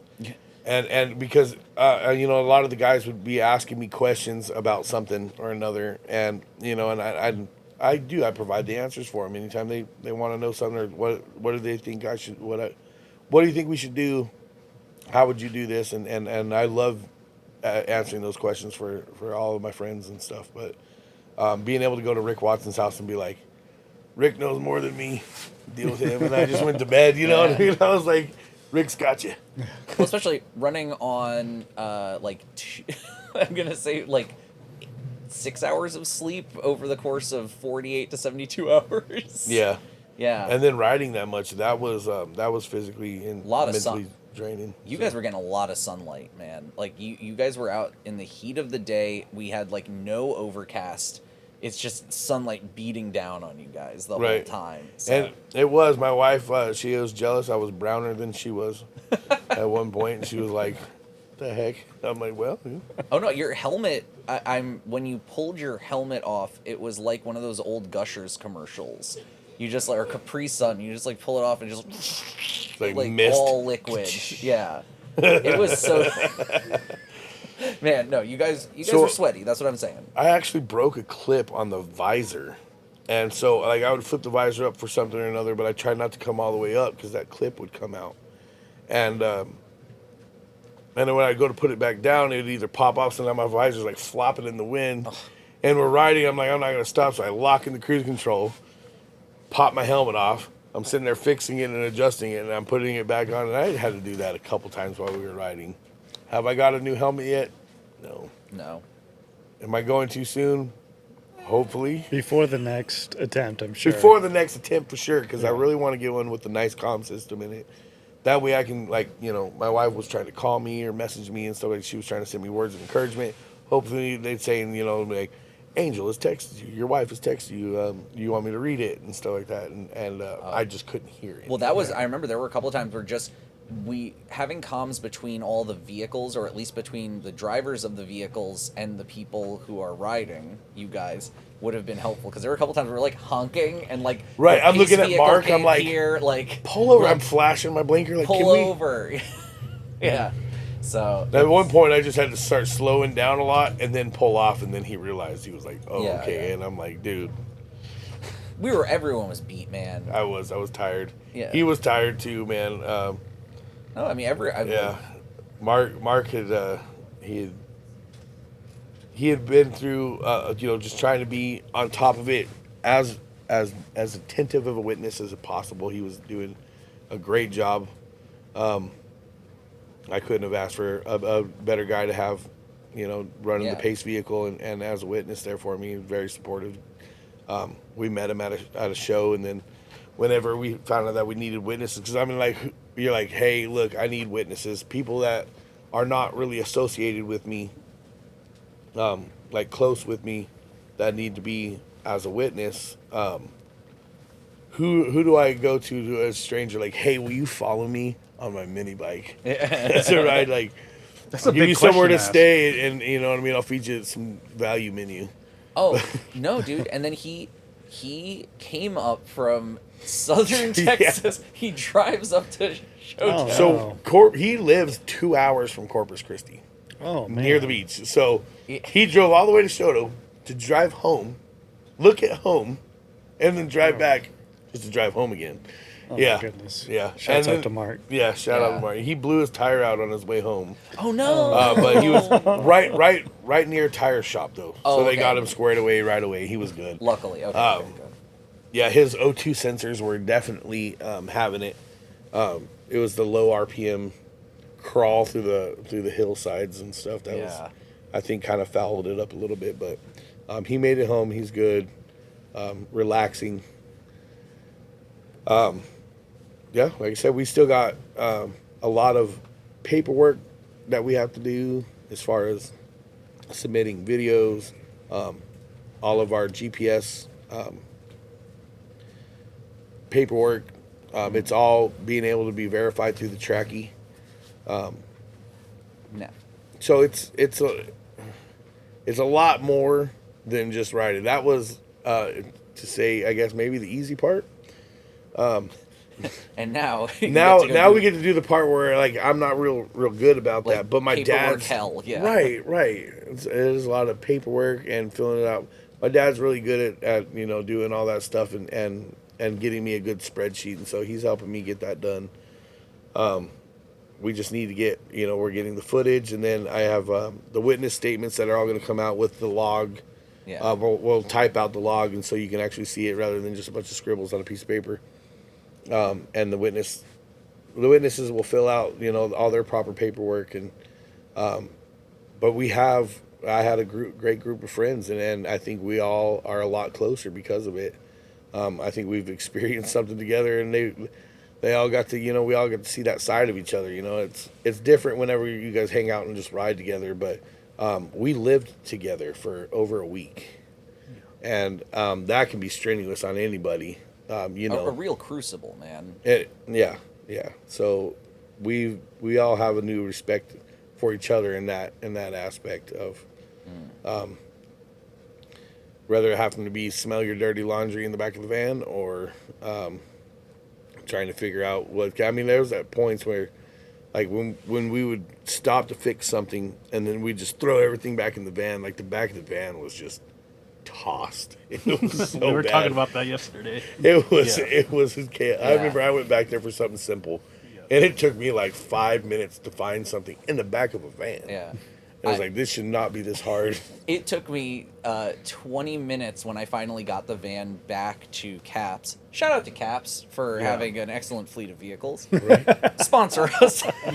We're going to need you on the next one for sure. So Caps, definitely. But yeah, it took me like 20 minutes to clean out the vehicle because it was just like there was just everything everywhere, man. And it's not like it wasn't negligence. It was just like there wasn't enough space for belongings and parts and people. You know, one of the things I was thinking was like we had a row of seats in there that we could, if we had taken out some of those seats and stacked everything a little nicer, I think it would have worked out a little bit better. But however, really the thing is that we ended up with a lot more stuff in the van than we had anticipated because we took on some more people, and I wanted that for them. You know what I mean? If I'm gonna go do something epic, you know, and you know what I mean? It's like you have that friend that's looking at you like, can I come? Like, yeah, man. Shoot, I'm not gonna do this without you. Yeah. Like I want to bring everybody with me, and I want everybody to see, you know, see things how I do. I want to open my door to anybody who wants to see this and be part of it and see what we do. This is what I'm getting to do now, like being here with you guys. I wouldn't have fathomed this, you know, earlier on in life. You know what I mean? I never thought I'd get to a point where I'd be walking through town and somebody recognizes me from watching one of my videos or something, you know? Yeah. We were walking through Pate and this guy comes up, oh man, we've talked. It's so nice to meet you. And I wasn't sure who he was at first. And then as he told me about, you know, what they do and stuff, it was really cool. And, you know, I just never really thought I would hit this point, and I want everybody to experience that. I want them to have that feeling as well of, you know, like I accomplished something. I did something. I'm reaching out to people. I think one of the biggest things that I reach out to people on the most is the sobriety. There's a lot of people who struggle with alcoholism and want to be done with it, but it's an addiction nonetheless, just like somebody who's on drugs or cigarettes or something. And it's just as damaging as a lot of that stuff. And I've helped a lot of people to get past that. And I don't want to like take credit for that because they did it themselves. They wanted to. I was inspiration for them. That's great. And that makes it 100% worth it for me every time. I've had people who want to turn their life to God and have lived a rough life and look at me and they're like, well, if you can do it. And I'm like, you're dang right. You can do it too, because it's an abundant life. Nice. Yeah, brother. So, well, Bernie, are there any comments that we need to talk about, discuss about? Let me go through this list. So we got people asking, so did y'all break the record? What other records were broken doing this? Missy responded, they did break the most miles in a 24-hour period, which is 480.9. Yep. You got that correct? All right. New world record, y'all. Somebody said Chris Bice's, or Bice? Bice. Bice. Looking for recommendations, like is My brother-in-law. Oh, okay. Looking for recommendations for comms. So hard to decide when everyone says theirs is best. Right. So, Chris, we will talk more about that. I'm going to find a good comm system because I know you guys really need one out there. I've gotten my whole family into mini biking. Dope. It started with my nephew wanted a mini bike, and then my niece got one, and then my other niece one, and then my other niece got one. And then my brother-in-law bought one for him and my sister, and now my other sister's like, well, no, I need one. Yeah. So, but it's great because they're all getting out and riding together versus before, you know, everybody sat in their respective areas and doodled on their phone or computer or something, you know what I mean, playing video games, and now they're getting out and doing more family activities, which I love, you know what I mean? It's dangerous, though. My nephew was in a bad accident 3 weeks after I got him in his mini bike. Is he good? Yeah, he's okay. Yeah, he's riding my Baja right now. Lady saw him, decided to turn left because she said she had enough time, pulled right in front of him, and he T-boned her. It hurt him pretty bad, but he's okay, and he's back riding again, and just thank God for that. Always wear a helmet. Always wear a helmet. Always. That helmet saved him. In the hospital, he pulled out. So I give everybody. I call it a pocket Jesus. It's a small Jesus, and you keep Jesus with you. Let me grab one. Oh, we got a pocket Jesus around here. All right, so I'm gonna show you. My guys kids gave me like 5 of them this last Easter weekend. I was like, Jack's already given me one. I appreciate them. I actually would take. I wasn't here when you were handing them out, and I would absolutely have one. I'm gonna get you a pocket Jesus. Thank you, brother. It's coming to you, brother. I may have an extra one in the office. There's pocket Jesus. Yeah. There he is. So my nephew pulls pocket Jesus out, and Not, shows it to my somebody hold this sister. up out there. Here. And He's gonna keep it now. and we got Pocket Jesus. Let me Zoom in right So there. he There said Pocket Pocket. Jesus saved him. Nice. I strapped Pocket Yeah, Jesus good. to all of our Keep bikes. holding Rick Watson actually, Sorry. it. Sorry, Jesus. he's forgiving. It's okay. Yeah, I think you're good. He's very forgiving. Rick Watson also put it's a penny with a cross punched out of it. I had gotten one of these when I came out here for the men's conference. Yeah. When you guys invited us out for that. One of Aaron's guys, I think, Yeah. punches him out.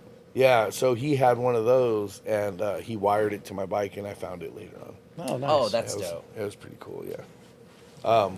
I love how much all my friends and family support that, because I used to be very much the guy who was like, God, okay. What's God backwards? That's Somebody said that before. Okay, yeah.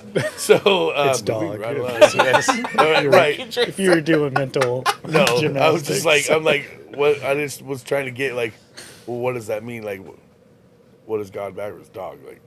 Yeah, no, Okay. it's He's my being dog. dumb. No, Yeah. that's- My dog. Oh, that's my dog. Okay, yeah. So that's my roll dog for sure. But yeah, I'll tell you guys right now. I mean, if anybody from my past knew how I was and stuff, and I talk to people from my past every once in a while, and they talk about how proud they are of where I've gone in my life, or where I've come to in my life versus where I was. And that always feels good, but actually being able to verify to you and tell you that God has talked to me, and I've heard Him, is like no other, because I was never the person that would ever advocate for that in the past, and He works miracles in your life, and you just need to take the time to pray to Him, talk to Him. For sure. You need to take the time to listen. I think that's the big thing is like, Listen for sure. He's talking to you in one way or another. and I think there was something on if we I know we don't have a lot of time because we're already at like 2 hours or whatever. I'd imagine it would go long. You're good. Yeah. I think on a spiritual level, there was something very interesting about doing all of this in the Easter season, and doing all of this, especially like going into Passover. It was like going into Passover while we're doing all of this stuff. Right. And it was like, man, this is a good time of renewal, but also like there was a fun, I guess, like simile or metaphor in what we were doing that also ties in with the story of what we believe in as well. Right. And I think that there's something about the idea of like, yeah, like it starts off, it's like it's a real cool story. It's about like, everyone's having a love fest and it's all great. And then it's like, you get to a certain point, it's like, man, things are getting really tough here. And then it's like, oh, people are fighting, people are falling off, people are going out. And it's like, I think in a way, when you decide to start playing, I say playing the game not as in that Christianity is a game, but as in like spiritual life is something that you choose to engage with. Yeah. And I think that you have to go through moments where it is like you have your moment in the garden, and I definitely saw that in you when you were having this like extended period where you're by yourself winding through these roads at night, and it's like there were moments where it's like, yeah, this has to be this is a dark night of the soul that you're going through. Right. And pushing through that to get to the point of resurrection. And I think that there's something very beautiful in that. There is a symbology here that I think it's worth it to engage in things that are difficult because you find out who you are, and I think you can get a deeper understanding of where you exist in the universe. Yep. And I think Most that definitely. you found that. And, I think you're a better person for it. He's using me to work miracles and save people, and that's just okay with me. Yeah. Nice. There you go, man. What else we got, Bernier?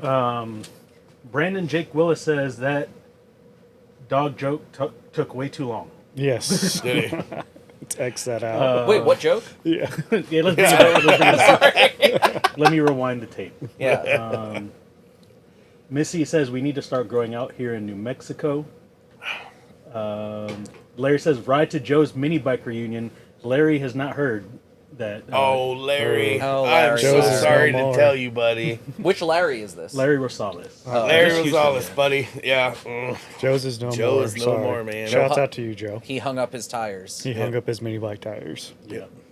And then he also said before that, Jack needs his own Netflix series, and I agree. Agreed. I'm down. Yeah. Yeah. I'm down. You Core guys are gonna be super bored. Highland says epic. Yep. Core is our That's buddy. the dude. Make mini bikes legal. He came and brought us a whole bunch of hats, man. Super Yeah. cool guy. One of them is now living in our shop, so thank you for that. Yeah. Yeah, it's hanging out right here on the. It's On the part of workbench. Minibiking Ain't Easy's lore now. Yes, sir. Bro. You made it. Yeah, we're starting our own museum. Yeah. Joshua Wildcat says, I think I'm ordering my electric start Tillotson motor tomorrow. There you go. So that's my buddy Cash. I was telling you about. He was pegged out with me, so he went and got a Trailmaster, got it street legal as Yeah. well, and so our ultimate form of rebellion was to get legal. Yes. Isn't that malicious compliance? I think Right. that's the order of the day. It was because those cops told us that we weren't going to be able to do it, and we did. Yeah. And it's just, I mean, it goes to show you. I mean, there's always a way to do something the right way. Yeah. In some aspects, depending on context of the situation. And usually, if you can do it to a point where you still get to do what you want to do without doing it illegally and worrying about incarceration or Having your to run from the cops. right. Running from the police, man. I'm too old for that. And really, any of you guys that are running from the police, you're too old for that. Yeah. Like, it's time to grow up. Yeah. Yeah. Even the there's- kids, you're too young for that. Yeah. Stop running from the cops. Yeah. Right. What is the age that it's acceptable to run from the cops? 18? Well, there's this event. It's called. Hate swap meet. No, there was a situation at the swap meet last year where the police chased me on a mobility scooter. Oh, yeah, we have that on, Yeah. footage. That was good. How did they ever catch him? I think They he didn't. stopped. I ditched the mobility scooter and ran away. On foot. Lo and behold, I could walk. Yeah. No, that we have an event where you can race the police at the drag strip. Oh, really? That's a good spot to run from the cops. That's kind of fun, though. Yeah. That's cool. Yeah, That's the only time you should run from the cops. Yeah. it Is should when be. is when you're It is when should be the is when only you time. have two bikes lengths in front of them. Right. If I was to simplify street legal real quick, I know you probably already told us, but street tires, a horn, blinkers, lights. Yeah, so that's another thing that people don't Plates. also don't think about is that your off-road tires they're not street tires, and that could get you. They're for off-road use only. We have street tires, blinkers, a horn, a headlight, a taillight, Mirrors. mirrors, and depending on your city ordinances or the state law, you may have to have your motorcycle endorsement as well. Oh, that's right. You were with the- just doing your Right. the So MSO? I had just finished my motorcycle endorsement class the day you guys okay. showed up. I had finished that, got my motorcycle endorsement because in the state of Texas, anything over 150 cc's, right, anything over 50 cc's in the state of Texas requires a motorcycle endorsement. Anything over 150 cc's in the state of Texas, Oklahoma requires an endorsement.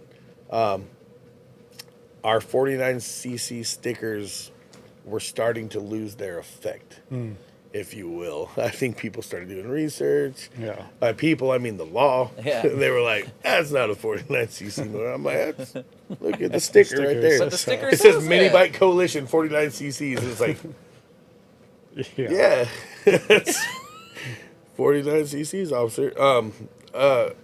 There was an incident where I got pulled over and my bike towed in Tulsa, and I went with the state statutes, law, and Tulsa ordinances, and I got the ticket dropped and I got refunded my impound Nice. fee. And it was a really cool judge there in Tulsa. I had my daughter with me, and he gave her a small book of 10 Commandments and told her, it was like, you have the right to challenge this, and your dad did it today and won. And stuff, and it was super cool to meet a judge like that. All of the judges I met in my past were actually kind of angry at me. So that was pleasant to deal with that. You know what I mean? Not all of them are out there just being jerks. Yeah. Yeah. No, I think I think more people should try and get their bikes legal, and I think more people should look at the wheels of government turn very slowly. However, you do have the opportunity to talk to your lawmakers and to talk to your representatives and tell them, make mini bikes legal. I understand there's a reason why a lot of municipalities don't like them. They're loud, all this other stuff, but there's a lot of vehicles that are loud and obnoxious, and we let them ride around. These things are actually very good. They're cheap, and it's a good way to get people involved in a community, because one of the things that we did talk about a lot as we were driving, there's a loneliness epidemic in the United States, and if you are someone who is lonely, finding your local mini bike group and going out for a ride is not a bad idea. It's a good way to find a built-in community, and you can find people who are super supportive and love hanging out with people and want to just show you some love. So come on out, try it out. Right. But yeah, push back against the people who are like, no, I get to decide what is fun and what is allowed. Right. Push back against those people, because you have every right to as an American.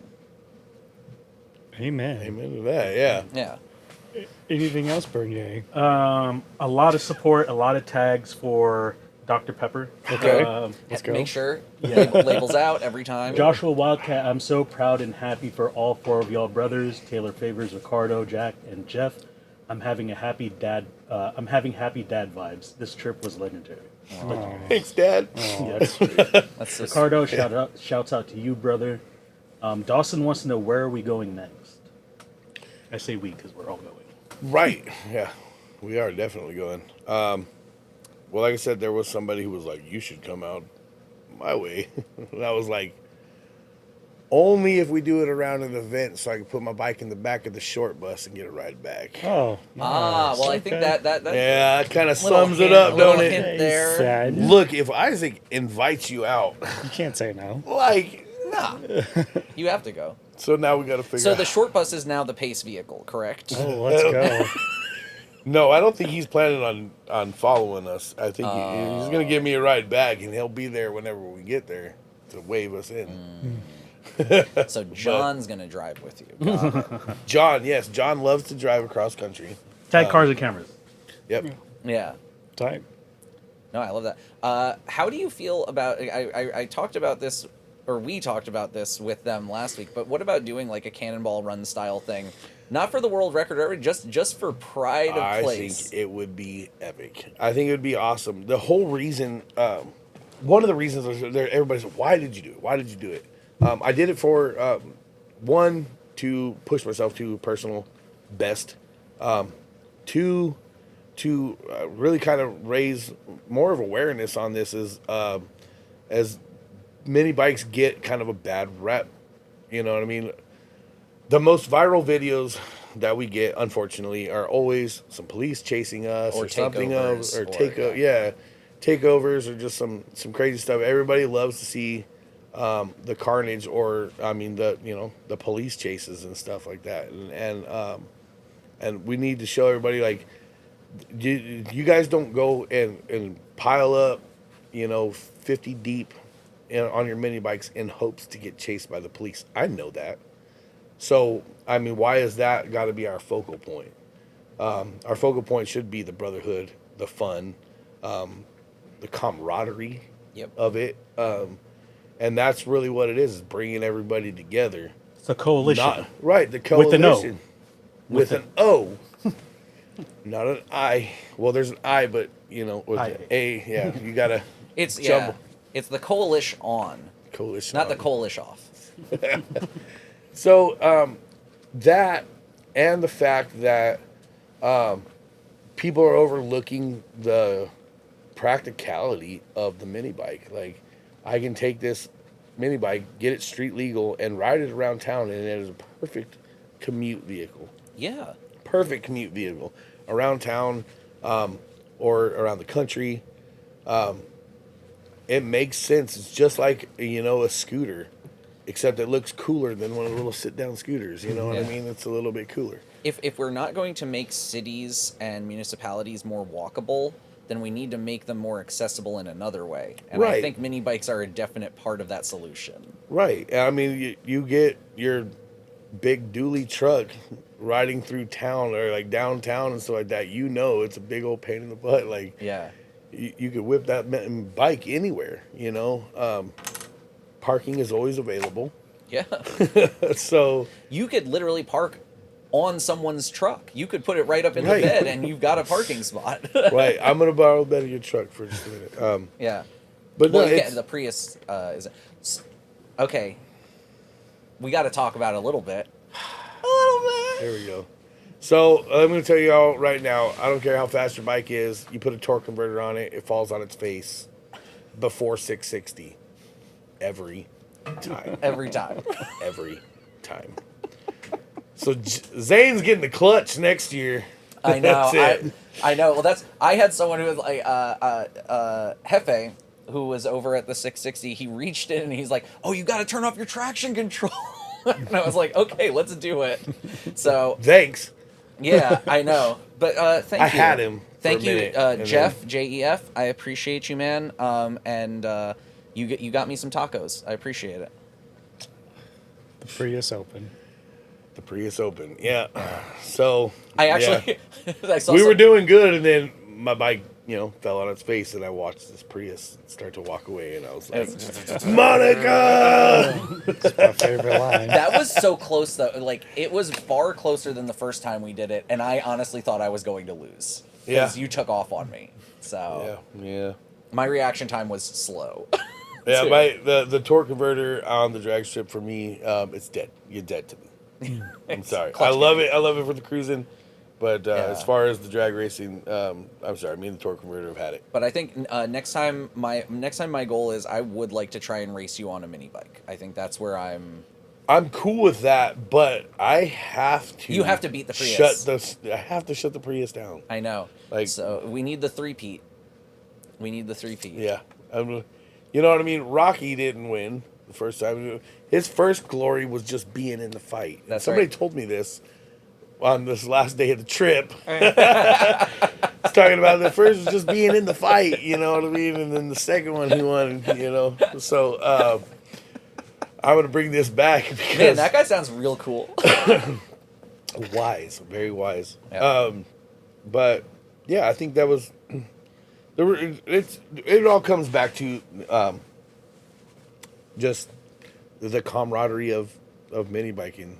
Oh, It's not easy to mini bike all the time, but it's easy to love all the people in it, and that's the best part. What a great note. I think I'm going to end this right there. yeah, I'm cool. Man, thank you so much for coming on out. Thank you so much for making the trip and letting us be a Yeah. part of it. Congratulations, man. Thank you. Yeah, Also, we can't wait to be there for the second attempt, whenever that is. So definitely give us a holler. Everyone, keep an eye out for whenever this video gets done. What you thinking? If it's April 24th now, you thinking June? At some point, Zane's going to be dropping this be epic continued. tale. Let's say I would say I think at least the first part of it June. I think it's a fairly long story, so we have to figure out whether it's a multi-part thing or we're just going to condense it all into one video. I'm excited Tune to see into it. the limited series. Yeah, exactly. Limited on series now Netflix. dropping Netflix 2026. Heck Right. yeah. Anyone who's in town watching this live, we are out at Texas Motor Speedway. We are at the Pate Swap Meet. We're here today till like 5 p.m. Then we're also out there tomorrow till I think 3 p.m. or so. But today's a beautiful day, so definitely go out there. I believe Harley Wrangel's already bought everything that could be bought out there. He was looping through yesterday. I do need to meet up with Harley. Harley, He has the bike out He there. has the bike out there. Okay, And he cool. says he's got your name on it. Zane's buying one of Harley's mini bikes. So yeah, paid swap meet today, tomorrow, if you still can. Shouts out to everyone who came out to Pullstar Picnic and GPS 660 last week or 2 weeks ago. That was epic. That was probably the most event. people I've ever seen. Oh, and congrats to the winners of the GPS 660 and Yes. PSP because Yeah, we all had some those- people from out of town who ended up taking home some big prizes. Yeah. I can't wait for you guys to see that video too at some point in life. dropping summer 2025. Yeah. Sometime after Sturgis and Oh my goodness. And Mini and Mayhem. Mini Mayhem. So stay tuned for those. We've got a lot going on, so everyone definitely stay tuned. We love you guys. Keep throwing your support. Make sure to follow Minibike Coalition, Jack Ramsey, Jack W. Ramsey. Yep, Jack W. Ramsey, or Minibike Coalition on YouTube and Facebook. Yeah. So the W stands for world record. Ooh, little now known it does. fact. Yeah. Hey, that's a great way to go out. So remember, make sure to like, subscribe, ride safe, ride hard, and ride on. Good job. That was killer. My brother. I appreciate you guys. World record pod. Nicely done. We're done. We had so much to talk about.